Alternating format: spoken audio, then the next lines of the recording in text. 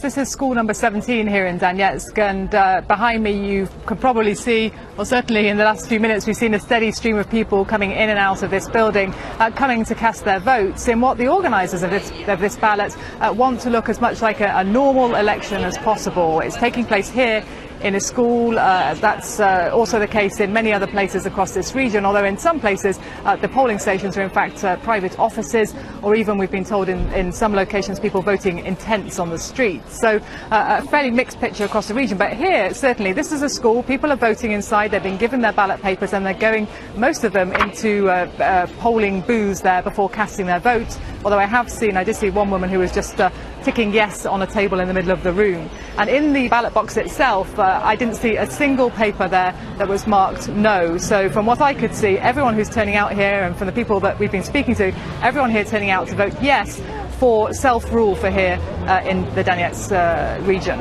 And that would be no surprise, would it, that everyone that is turning out to vote actually does want to break away from central government control?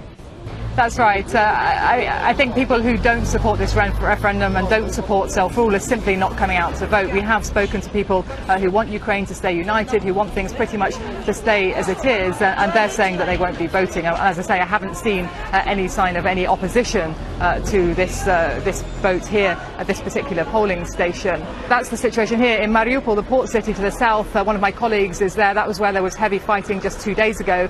He was telling us that there was a big crush at the polling station, that people were voting on open tables, and again a very strong vote of support in favour of breaking away from Kiev. But when you ask people what that actually means, there is a mixed response. Some people are talking about independence completely, some people are talking about wanting to join Russia, to be annexed by Russia, and some people are talking simply about more powers for this region, about a devolution of power from the centre. But certainly I think the one thing that we can say is that the people who are coming here are using this vote to express their dissatisfaction with the government in Kiev, that they are saying they believe is hostile to their interests, mainly the Russian-speaking interests here in the east of the country.